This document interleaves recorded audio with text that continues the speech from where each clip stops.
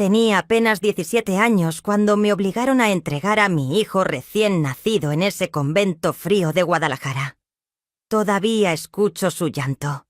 Ese llanto de bebé que me desgarró el alma cuando la Madre Superiora me lo arrancó de los brazos.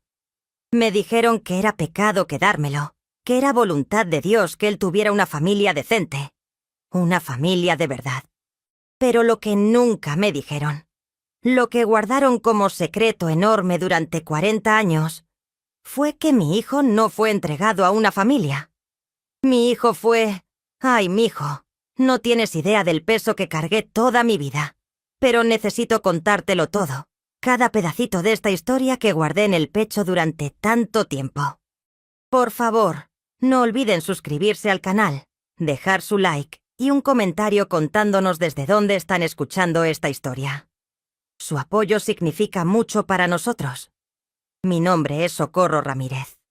Hoy tengo 70 años, pero esta historia comenzó cuando era una muchacha de apenas 16.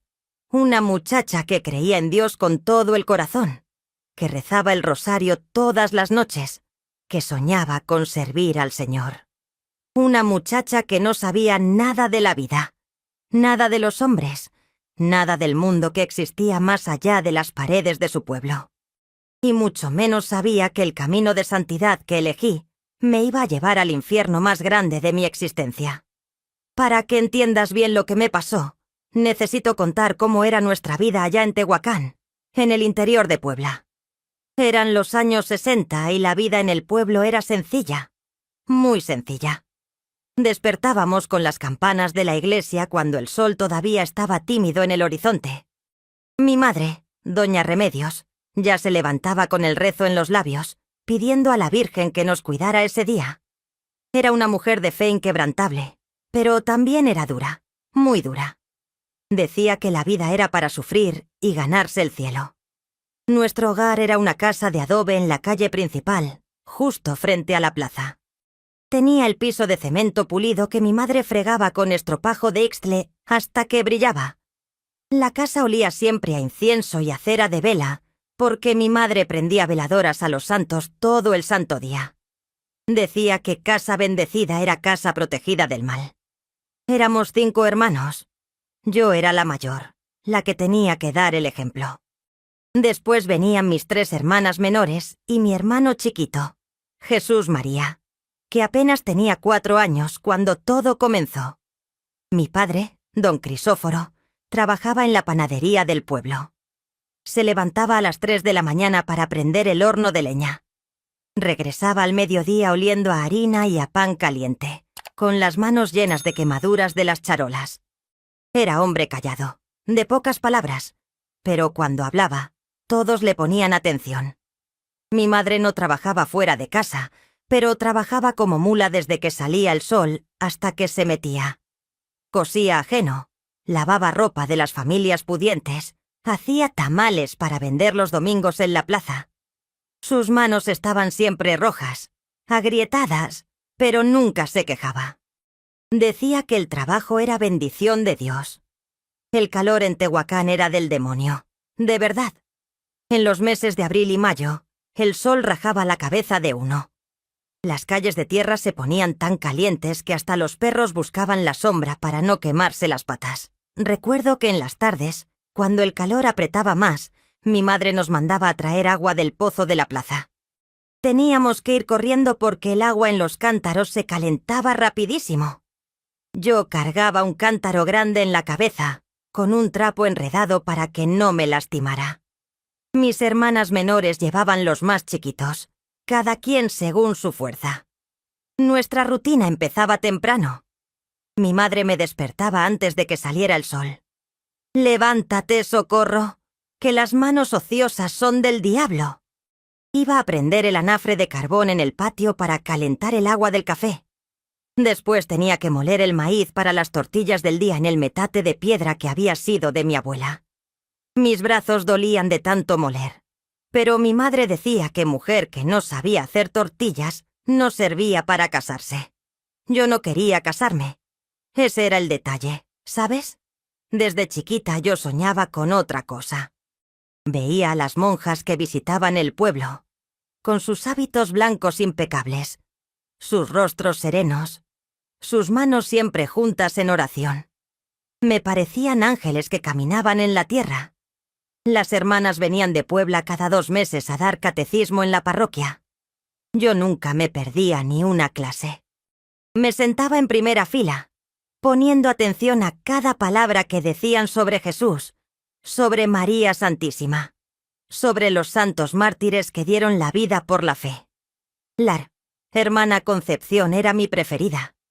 Era una mujer mayor, de cara dulce, que siempre olía a rosas. Me contaba historias de su vida en el convento, de cómo despertaban a las 4 de la mañana para rezar laudes, de cómo pasaban horas en silencio meditando en la capilla, de cómo dedicaban sus vidas completas al servicio de Dios. «Socorro», me decía, «tú tienes vocación. Se te nota en los ojos». Y yo sentía que sí, que Dios me estaba llamando. Mi sueño más grande era entrar al convento. Soñaba con vestir el hábito, con dedicar mi vida a la oración, con ser esposa de Cristo en lugar de esposa de algún hombre del pueblo. Los domingos, después de misa, me quedaba horas en la iglesia rezando el rosario. Me arrodillaba frente al altar mayor, mirando la imagen de Jesús crucificado, y le pedía con todo mi corazón que me aceptara como su sierva. Las otras muchachas de mi edad ya estaban pensando en novios, en bailes, en vestidos bonitos. Pero yo no. Yo guardaba mis centavitos en una cajita de lata debajo de mi cama. Centavos que juntaba cuando mi madre me mandaba a comprar al tianguis y me sobraba algo. Centavos que me daban en las misas cuando ayudaba a limpiar la iglesia. Todo lo guardaba pensando que un día iba a necesitar ese dinero para entrar al convento. Mi casa era sencilla pero limpia. La sala tenía una mecedora de madera que mi padre había hecho con sus manos y un altar grande con la imagen de la Virgen de Guadalupe en el centro. Mi madre le prendía veladoras todas las noches sin falta. Dormíamos todos juntos en 2 cuartos. En uno dormían mis padres con mi hermano. En el otro dormíamos las 4 mujeres en 2 camas grandes de latón. Yo compartía cama con mi hermana Luz María, que se movía toda la noche como anguila. Comíamos lo que había. Frijoles de la olla con chile, tortillas a mano, caldito de pollo cuando había dinero. Los domingos, si había vendido buenos los tamales, mi madre hacía mole.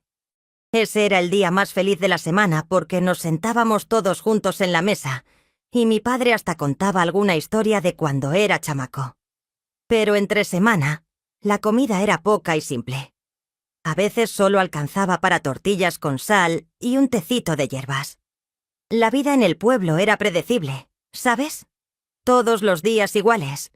Despertar, trabajar, rezar, dormir. Los domingos íbamos a misa de 8 de la mañana. Yo con mi vestido más limpio, el cabello peinado con aceite de almendras, bien trenzado. Mi madre nos revisaba las uñas antes de salir, las orejas, el cuello. Mujer limpia es mujer decente, decía. En la iglesia me sentaba con las manos juntas, la vista baja, tratando de ser ejemplo de recato. Después de misa nos quedábamos en la plaza viendo a la gente. Los muchachos jugaban pelota en la cancha. Las señoras conversaban bajito sobre los chismes del pueblo. Los viejitos se sentaban en las bancas de hierro debajo de los laureles, contando las mismas historias de siempre. Yo me quedaba con mi madre, ayudándola a vender los tamales que llevaba en su canasta. Tamales de chile verde, de mole, de dulce con pasas. La gente los compraba calentitos, envueltos en sus hojas de maíz. Mi padre era hombre religioso también. Todos los domingos iba a confesarse con el padre Hermenegildo, que era el párroco desde antes de que yo naciera. Era un hombre viejo, con el cabello blanco ralo, que hablaba despacio y siempre olía a vino de consagrar. Mi padre decía que un hombre de bien tenía que estar en paz con Dios. Por eso cada semana confesaba sus pecados, aunque yo nunca supe cuáles pecados podía tener un hombre tan bueno como él. Las madrugadas en Tehuacán eran frescas, pero apenas salía el sol todo se calentaba rapidito. A las 10 de la mañana ya estaba que ardía todo, Los pájaros se callaban. Los perros se tiraban a la sombra con la lengua de fuera. La gente buscaba cualquier rincón fresco para no desmayarse del calor. Nosotros teníamos un patio trasero, con un árbol de níspero, que daba sombra. Ahí mi madre tendía la ropa mojada, y el olor a jabón de pasta se mezclaba con el olor dulce de los nísperos maduros. Yo ayudaba en todo lo de la casa. Barría el patio con escoba de ramas. Lavaba los trastes en el lavadero de cemento con estropajo de istle. Sacudía los petates donde dormíamos. Daba de comer a las gallinas que teníamos en el solar. Juntaba los huevos y se los llevaba a mi madre. Ayudaba a mis hermanas menores a peinarse. Les hacía trenzas apretadas para que el cabello no se les alborotara. Mi madre decía que yo era su mano derecha, que sin mí, ella no podría con todo. Pero yo soñaba con el convento. Soñaba con despertarme con el sonido de las campanas llamando a maitines. Soñaba con caminar por los corredores silenciosos, con el rosario en las manos. Soñaba con dedicar cada día a la oración, a la lectura de las Escrituras, al servicio de los enfermos. La hermana Concepción me había contado que en el convento había una biblioteca enorme llena de libros santos. Yo, que apenas sabía leer, que solo había terminado tercero de primaria porque mi padre dijo que más estudio no necesitaba una mujer, soñaba con poder leer esos libros, con aprender más sobre Dios. Un día, reuní valor y le hablé a mi madre. Estábamos las dos solas en la cocina, haciendo tortillas. El comal estaba caliente. El olor a masa llenaba el cuarto. «Mamá», le dije, «quiero ser monja». Se quedó callada por un rato, volteando una tortilla con los dedos sin quemarse. Después suspiró hondo. «¿Monja tú? ¿Y quién me va a ayudar con tus hermanas? ¿Quién va a cuidar a tu padre cuando yo me muera? Pero mamá, es mi vocación. Dios me está llamando.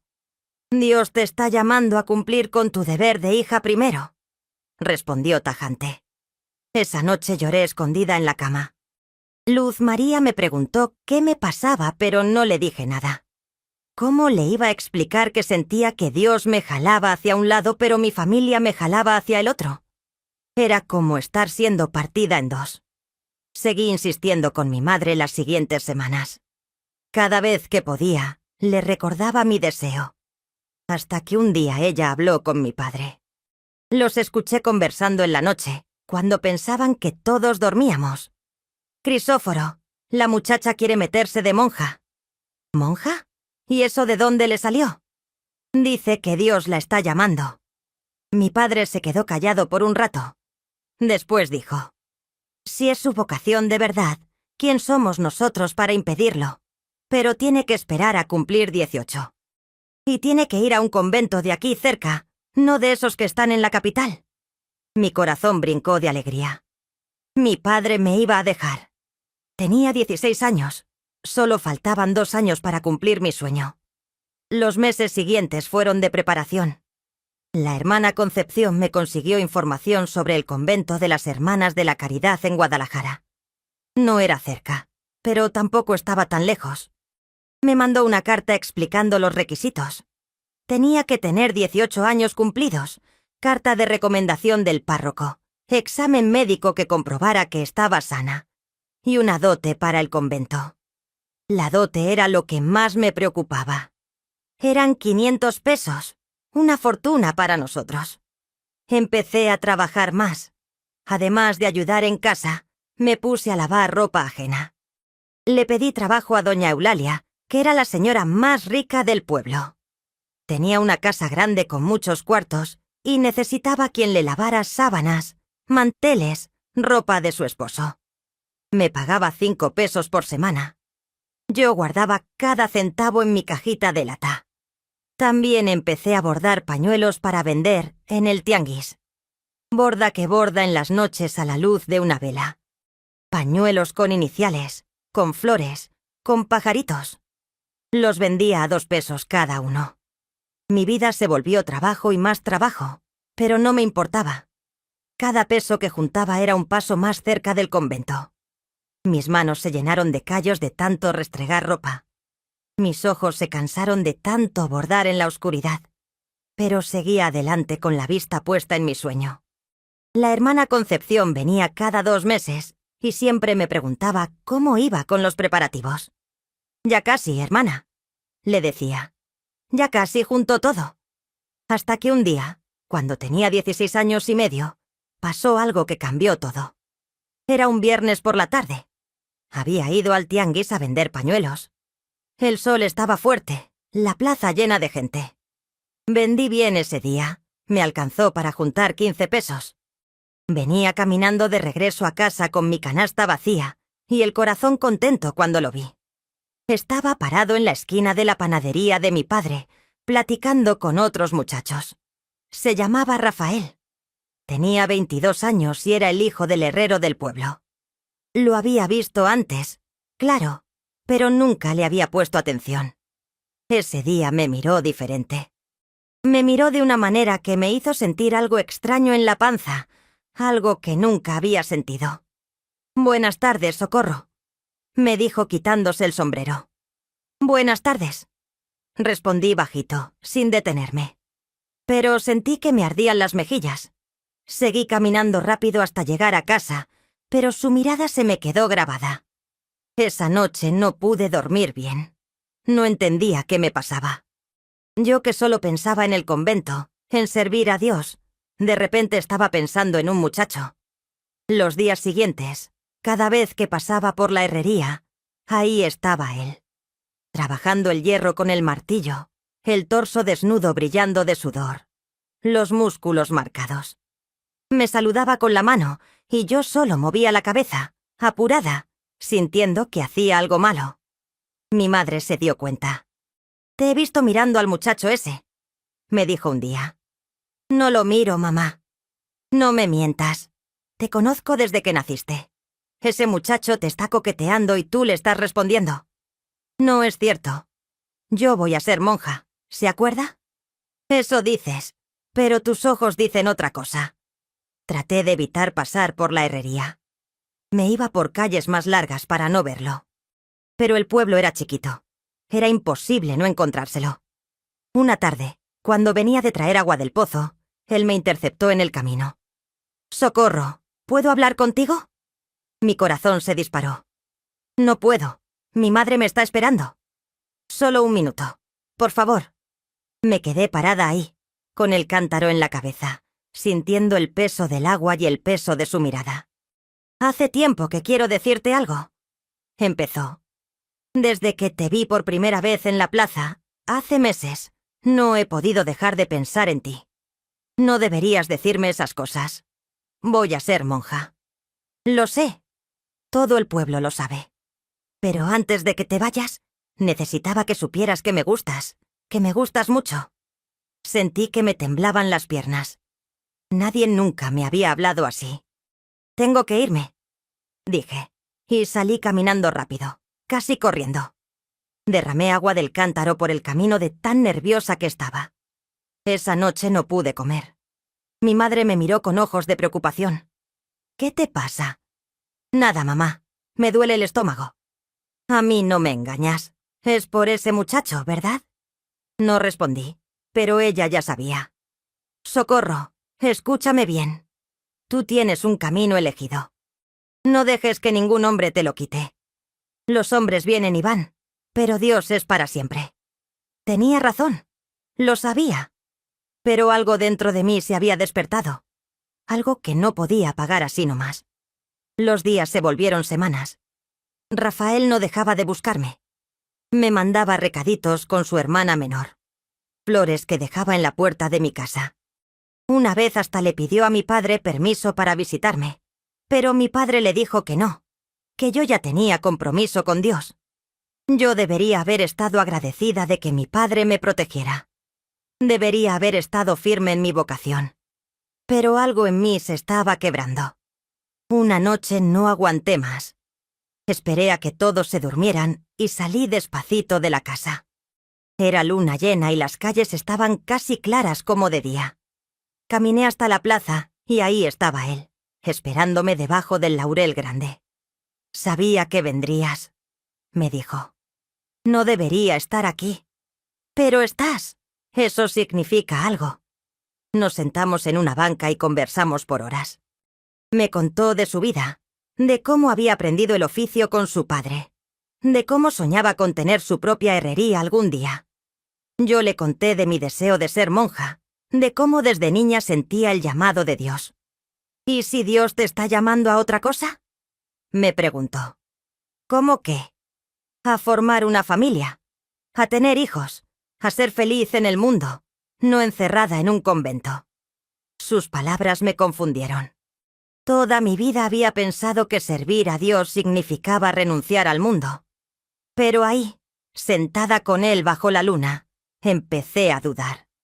Empecé a pensar que tal vez había otra manera de ser buena, de agradar a Dios. Esa primera noche fue la primera de muchas. Durante 2 meses nos vimos a escondidas. Siempre de noche, siempre en la plaza, siempre conversando. Nunca pasó nada malo. Solo platicábamos. Nos agarrábamos de las manos. Él me abrazaba. Pero para mí era todo. Era un mundo nuevo que se abría. Un mundo donde podía ser mujer, no solo sierva de Dios. Un mundo donde alguien me veía como socorro, no como la hija mayor que tenía que dar ejemplo, ni como la muchacha que iba a ser monja. Hasta que una noche pasó. No sé cómo explicarlo sin que suene feo, porque no fue feo. Fue algo que pasó porque los dos queríamos, porque nos gustábamos, porque éramos jóvenes y no entendíamos bien las consecuencias. Él me besó y yo le respondí. Una cosa llevó a la otra y ahí, en la oscuridad del solar atrás de la plaza, nos entregamos. Yo con 16 años, él con 22. Yo que iba a ser monja, que iba a guardar mi pureza para Cristo, de repente me volví otra cosa. Después, acostada otra vez en mi cama, lloré en silencio. ¿Qué había hecho? Había traicionado mi vocación, había deshonrado a mi familia, había pecado contra Dios. Pero al mismo tiempo, una parte de mí no se arrepentía. Una parte de mí se sentía viva por primera vez. Los días siguientes seguí viéndolo. Ya no podía parar. Era como si algo en mí se hubiera roto y no podía volver a armarlo. 3 semanas después, me di cuenta. Mi sangre de cada mes no llegaba. Me dolían los senos. Me mareaba en las mañanas. Estaba embarazada, a los 16 años. De un muchacho con el que no estaba casada. Yo que iba a ser monja. El mundo se me vino encima. Cuando se lo dije a Rafael, se puso pálido. ¿Estás segura? Segura. Entonces nos casamos.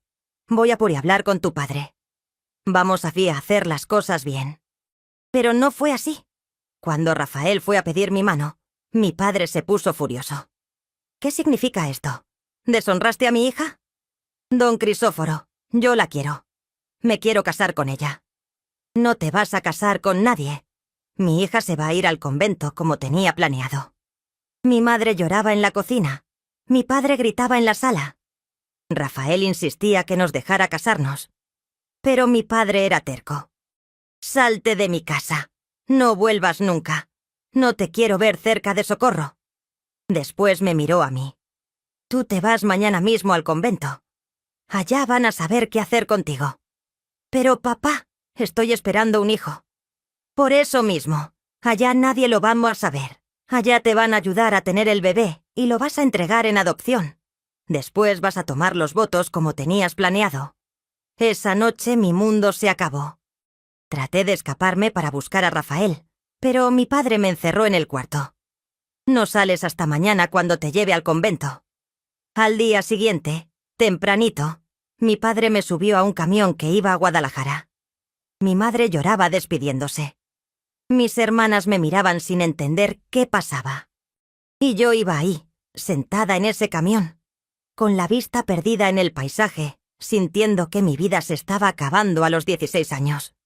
Sin saber que lo peor todavía estaba por venir. El convento de las Hermanas de la Caridad en Guadalajara era enorme, frío, silencioso como tumba. Cuando llegué ese día de febrero, llovía. Una lluvia fina que no paraba. Mi padre me llevó hasta la puerta grande de madera, y tocó el timbre. Vino a abrir una monja joven con cara seria. «Venimos a ver a la Madre Superiora», dijo mi padre. Nos hicieron pasar a una sala de espera con paredes blancas, una cruz enorme colgada y bancas de madera dura. El piso brillaba tanto que podías ver tu reflejo. Olía a cera y a incienso. Esperamos en silencio. Mi padre con el sombrero en las manos, la vista baja. Yo con las manos juntas en el regazo, tratando de no llorar. Después de un rato que pareció eterno, entris la Madre Superiora. Era una mujer alta, delgada, de edad indefinida. Podía tener 50 o 70 años. Era difícil saber. Tenía la cara llena de arrugas, pero los ojos eran duros. Muy duros, como piedras negras. «Don Crisóforo», dijo con voz seca. «Madre Teresa», respondió mi padre levantándose. «Esta es Socorro, mi hija». Me miró de arriba abajo, evaluándome como si fuera gallina en el mercado. Ya me explicó la situación por carta. Pecado grave, muy grave. Pero Dios es misericordioso con los que se arrepienten de verdad. Mi hija se arrepiente, madre. Ella quería ser monja desde niña. Esto fue un error. Error que tiene consecuencias, dijo mirándome la panza que todavía no se notaba. Pero aquí la vamos a Til a ayudar. Va a quedarse con nosotras hasta que nazca la criatura. Después del parto, el bebé será entregado en adopción a una familia cristiana, y Socorro podrá iniciar su postulantado para tomar los votos. Mi padre suspiró aliviado. Gracias, madre. Que Dios se lo pague. Dios ya me paga con permitirme salvar almas perdidas. Puede irse. Socorro se queda bajo nuestro cuidado. Mi padre me abrazó rápido, incómodo. Pórtate bien, hija. Obedece en todo. Y se fue. Se fue y me dejó ahí, sola en ese lugar frío con esa mujer de ojos duros. La Madre Teresa me agarró del brazo, fuerte. «Sígueme». Me llevó por corredores interminables, todos iguales. Paredes blancas, piso brillante, puertas cerradas. El silencio era absoluto. Solo se escuchaban nuestros pasos. Llegamos a un cuarto pequeño al final de un pasillo. Tenía una cama angosta, un ropero, un lavabo y una ventana chiquita con rejas. «Este será tu cuarto durante tu estancia aquí. Las reglas son simples. Silencio absoluto, obediencia total, oración constante. Te despiertas a las 4 de la mañana para laudes. Después vas a la cocina y a ayudar con el desayuno. De 7 a 12 trabajas en la lavandería. Comes en silencio. De 2 a 5 trabajas en la costura. Después rezas vísperas y cenas. A las 8 de la noche estás en tu cama. ¿Entendido? Sí, madre.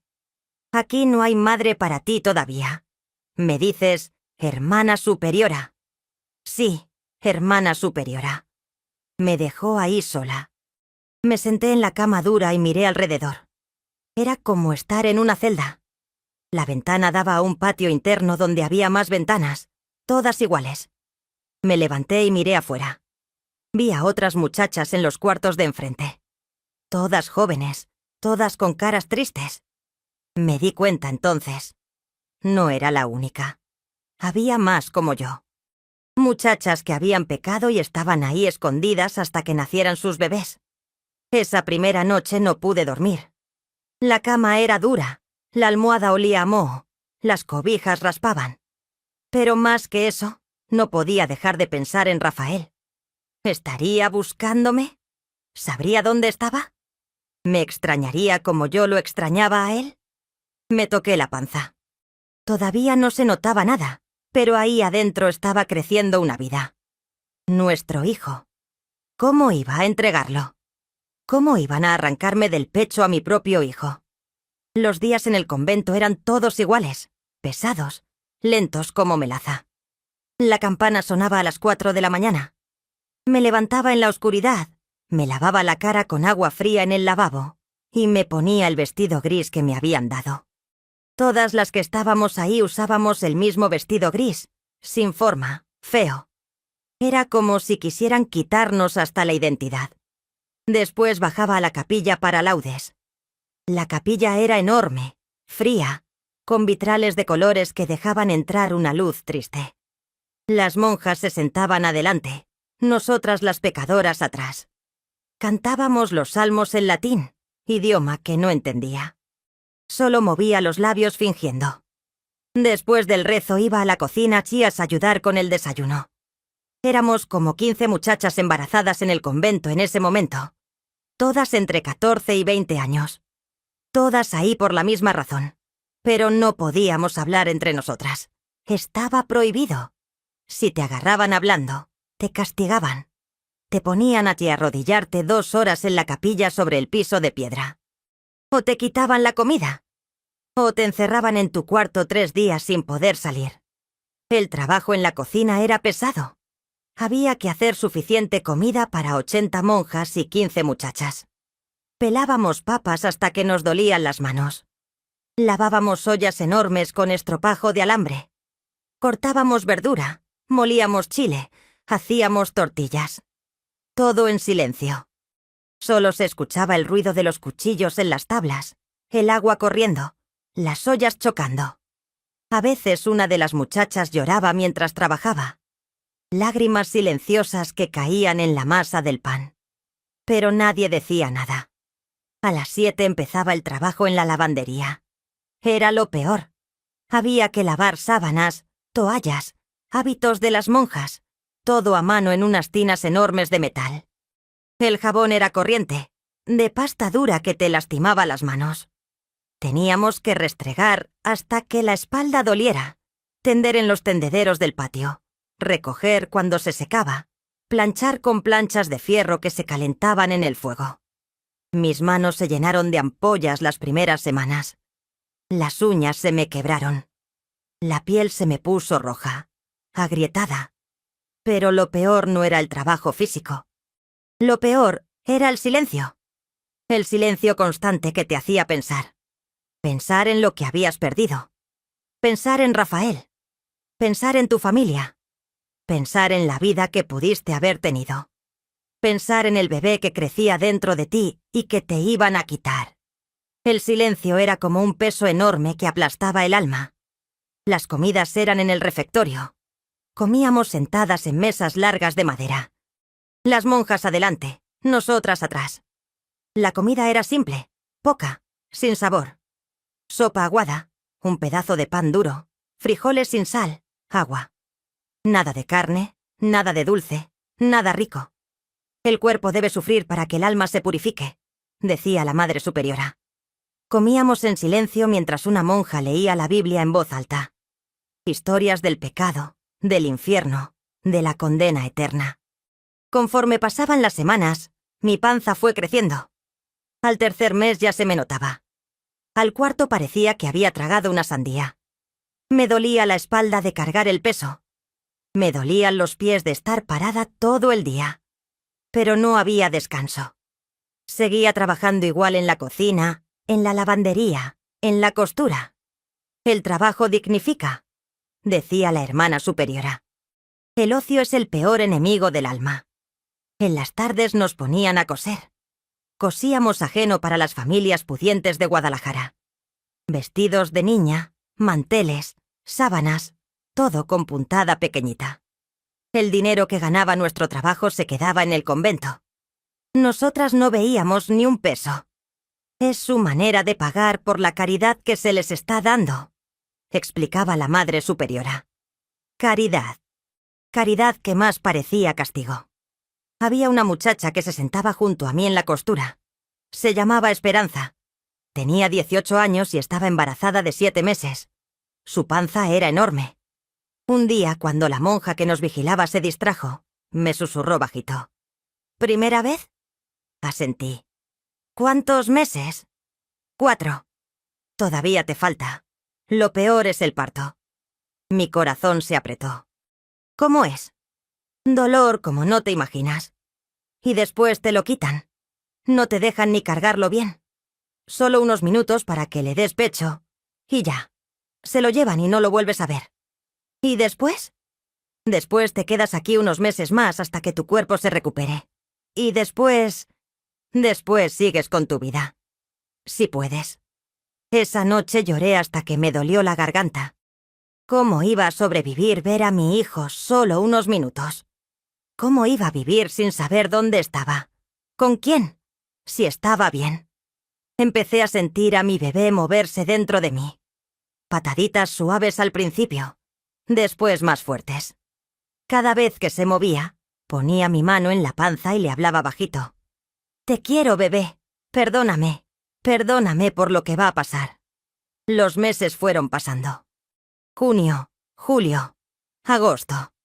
El calor en Guadalajara era insoportable. En la lavandería parecía horno. El sudor corría por la cara, por la espalda. Varias muchachas se desmayaban del calor y el esfuerzo. Las monjas las levantaban con agua fría y las ponían a trabajar otra vez. «La debilidad es del demonio», decían. Una noche me desperté con un dolor en la panza. Era septiembre. Yo tenía 8 meses de embarazo. El dolor venía y se iba, como calambres fuertes. Me levanté y fui al baño. Había sangre. Mucha sangre. Toqué la puerta de la hermana superiora asustada. «Hermana, estoy sangrando». Me miró con esos ojos duros. «Es normal. Vuelve a tu cuarto». «Pero duele mucho». «El dolor es tu penitencia. Ofrécelo a Dios». Me regresé a mi cuarto. El dolor fue aumentando toda la noche. Para cuando amaneció, ya no podía ni caminar. La hermana Guadalupe, que era la enfermera del convento, vino a revisarme. «Ya va a nacer», dijo. Me llevaron a la enfermería, un cuarto pequeño con una cama de metal y una mesita con instrumentos. «Acuéstate ahí». Me acosté. El dolor era como si me estuvieran partiendo en dos. «Empuja cuando te diga». «No puedo». «Tienes que poder. No hay anestesia aquí. Las que pecamos tenemos que pagar con dolor». El parto duró 14 horas. 14 horas de dolor que no puedo ni describir. Dolor que me hacía gritar aunque no debía. «Cállate», me decía la hermana. «No queremos que despiertes a las otras». Pero no podía callarme. El dolor era demasiado. Hasta que finalmente, cuando ya creía que me iba a morir, escuché un llanto. El llanto de mi bebé. «Es niño», dijo la hermana. «¿Puedo cargarlo?» «Un momento». Me lo pusieron en el pecho. Era chiquito, rojito, arrugado, perfecto. Tenía los ojos cerrados, pero ya estaba buscando mi pecho con la boca. Lo agarré con manos temblorosas y lo acerqué. Empezó a mamar. En ese momento sentí un amor tan grande que no cabía en mi cuerpo. Un amor que me hacía olvidar todo el dolor. «Se llama Miguel», dije, «como el arcángel». «No le pongas nombre», dijo la hermana. «¿Para qué, si no lo vas a quedar?» «Pero es mi hijo». «Era tu hijo. Ahora es del Señor». Me dejaron tenerlo solo esa noche. Lo cargué, lo besé, le conté todo lo que no iba a poder decirle. Le pedí perdón. Le dije que lo amaba, que lo iba a llevar en el corazón siempre. Lloré tanto que mojé su cabecita con mis lágrimas. Al amanecer vinieron por él. «Es hora», dijo la madre superiora. «No, por favor, un día más». «No, entre más tiempo pases con él, más difícil será. Entrégalo». «No puedo». «Socorro, no me hagas llamar a las otras hermanas para que te lo quiten a la fuerza». Me lo arrebató de los brazos. Mi bebé empezó a llorar. Yo también. «Devuélvamelo. Es mi hijo». «Ya no es tuyo. Ya fue entregado a una familia decente que lo va a criar como Dios manda». Se lo llevó. Lo último que vi fue su manita chiquita estirándose hacia mí. Su llanto que se fue alejando por el corredor. Y después nada. Solo silencio. Un silencio que me partió el alma. Me quedé en esa cama llorando días enteros. No comía. No hablaba. No me levantaba. La leche me bajó a los pechos y no tenía bebé que amamantar. Me dolía tanto que parecía que me iban a explotar. La hermana enfermera me puso compresas frías. «Se va a secar sola», dijo. «Dale unos días». Pero el dolor físico no era nada comparado con el dolor del alma. Me habían quitado a mi hijo. Mi hijo que llevé 9 meses dentro de mí. Mi hijo que nació de mi cuerpo. Mi hijo que amé desde el primer momento que sentí su corazón latir. Pasaron semanas. Me recuperé del parto físicamente, pero por dentro estaba muerta. Me movía como zombi por el convento.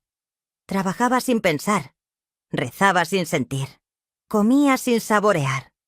Hasta que un día la Madre Superiora me llamó a su oficina. «¡Socorro! Ya es tiempo de que tomes una decisión. ¿Vas a continuar con el postulantado para ser monja o te vas a regresar a tu pueblo?» No sabía qué contestar. Ya no sabía nada. «Te doy un mes para decidir». Durante ese mes, algo empezó a crecer dentro de mí. No era esperanza. Era coraje. Coraje contra Dios que me había quitado todo. Coraje contra las monjas que me trataron como animal. Coraje contra mi padre que me abandonó ahí. Coraje contra Rafael que me dejó embarazada. Coraje contra mí misma por haber sido tan ingenua. Pero más que coraje, empezó a crecer una pregunta. Una pregunta enorme que me quitaba el sueño. ¿A dónde se llevaron a mi hijo? ¿Quién lo tenía? ¿Dónde estaba? Un día, cuando la hermana superiora salió de su oficina, me metí a buscar. Busqué en sus gavetas, en sus archivos, en sus papeles, hasta que encontré un folder con mi nombre. Adentro había documentos, mi certificado de nacimiento, una carta de mi padre, papeles médicos del parto y una hoja que decía adopción, Miguel Ramírez, familia, desconocido, destino, desconocido, desconocido. No había ningún registro de a dónde habían mandado a mi hijo. Era como si hubiera desaparecido. Seguí buscando y encontré algo más. Otro folder lleno de hojas con nombres de bebés. Docenas de nombres. Decenas de bebés que habían nacido en ese convento y habían sido entregados en adopción. Pero en ninguno decía a quién, dónde, nada. Solo destino, desconocido. En ese momento entendí. Los bebés no estaban siendo adoptados legalmente. Estaban siendo vendidos. O peor, sentí que el piso se movía bajo mis pies. Salí de la oficina corriendo y vomité en el baño. ¿Qué le habían hecho a mi hijo? ¿Dónde estaba? Esa noche no pude dormir. Y cuando amaneció, tomé la decisión más importante de mi vida. No me iba a quedar de monja. Me iba a ir de ese convento. Y no iba a parar hasta encontrar a mi hijo. Aunque me tomara toda la vida. Aunque tuviera que remover cielo y tierra. Iba a encontrarlo. Le dije a la Madre Superiora que me quería ir. ¿Estás segura? Aquí tienes todo.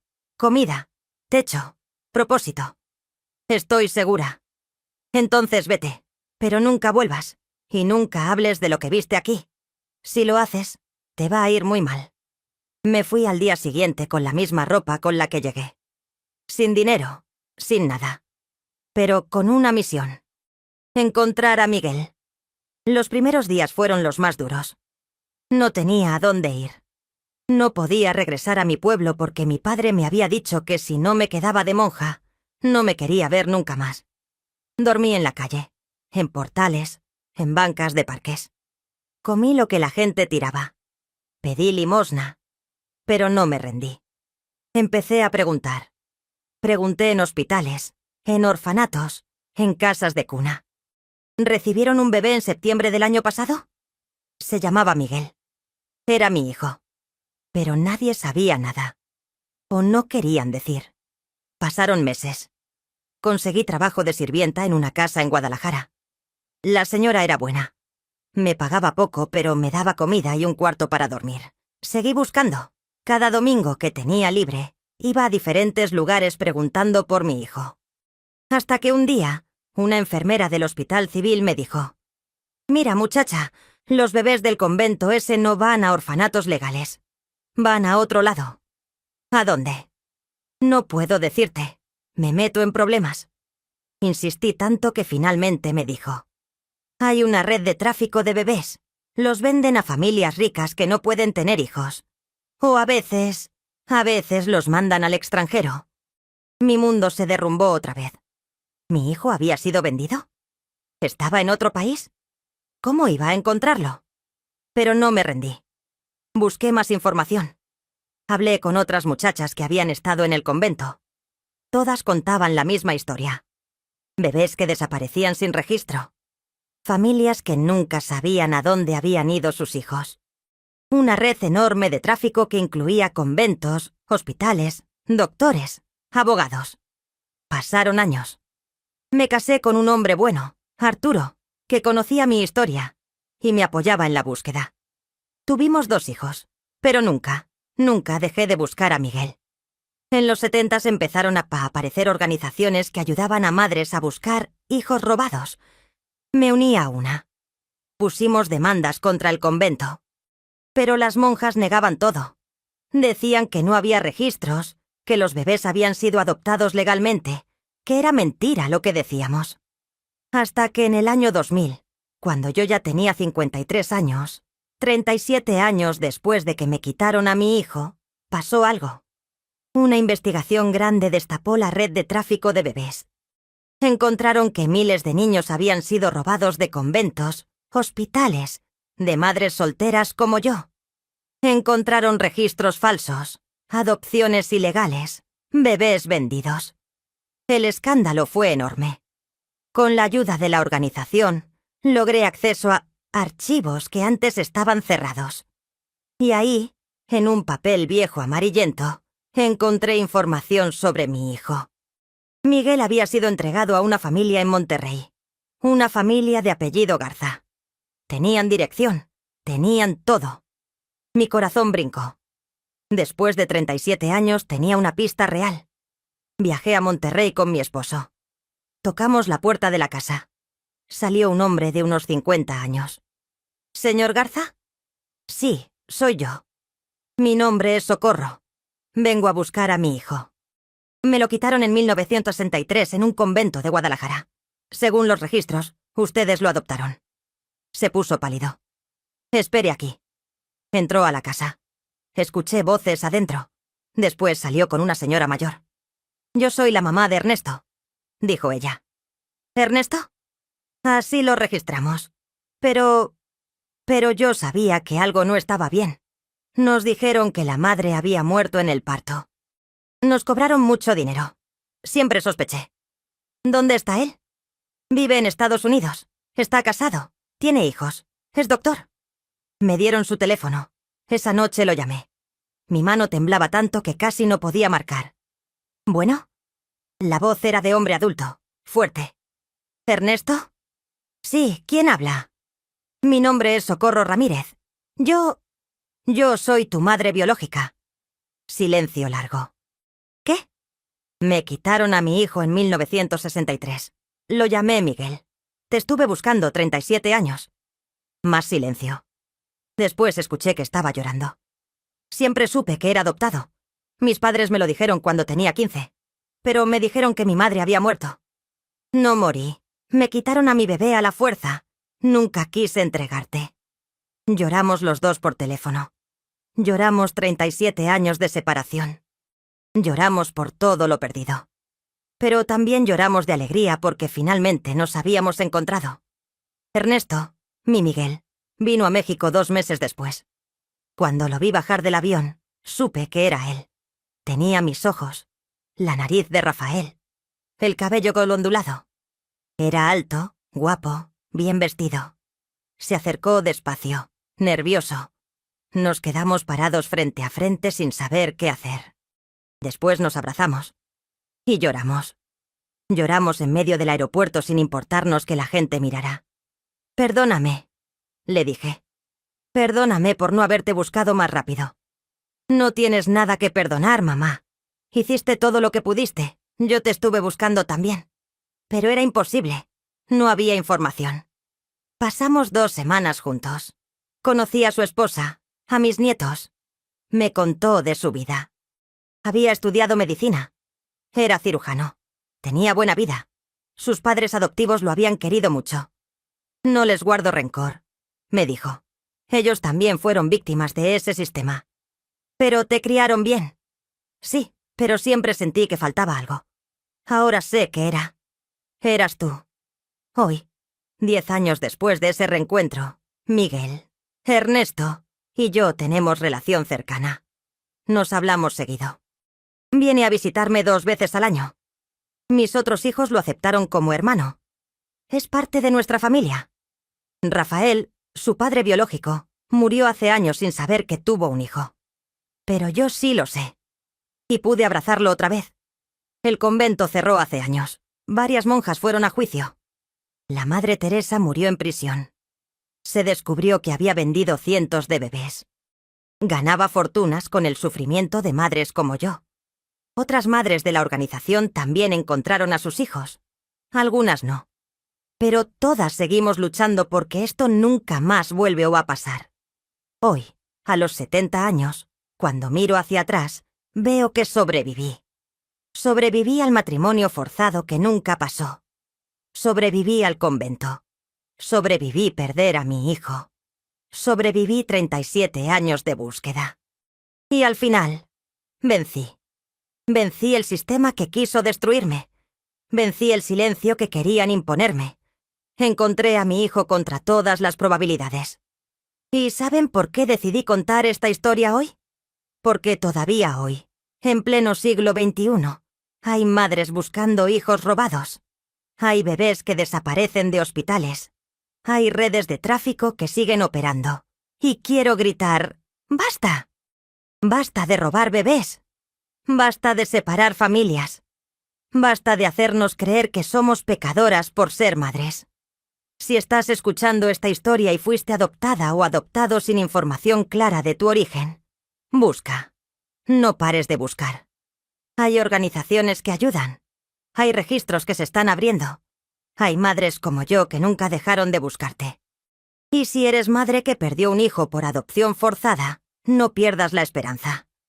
Yo encontré a mi hijo después de 37 años. Tú también puedes encontrar al tuyo. Y si conoces a alguien en esta situación, comparte esta historia. Entre más gente sepa lo que pasó, más difícil será que vuelva a pasar. El silencio protege a los culpables. La verdad libera a las víctimas. Yo fui víctima por años. Pero hoy soy sobreviviente. Hoy soy voz para las que no pueden hablar. Hoy soy prueba de que el amor de madre nunca muere. Nunca se olvida. Nunca se rinde. Mi hijo Miguel, Ernesto, me dijo algo hace poco que me llegó al corazón. Mamá, gracias por nunca dejar de buscarme. Gracias por no rendirte.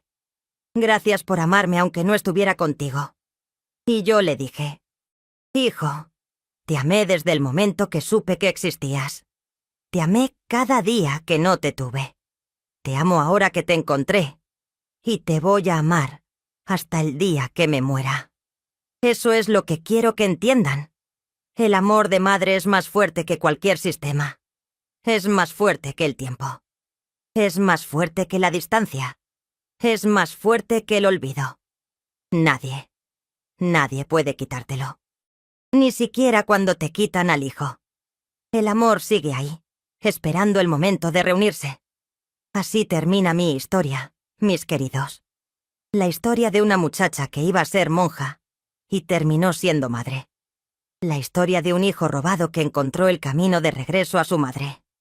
La historia de 37 años de búsqueda que terminaron en abrazo. Espero que les haya tocado el corazón. Espero que esta historia les haya mostrado que nunca es tarde para buscar la verdad. Si llegaron hasta aquí es porque esta historia despertó algo en ustedes. Por eso les quiero pedir una cosita.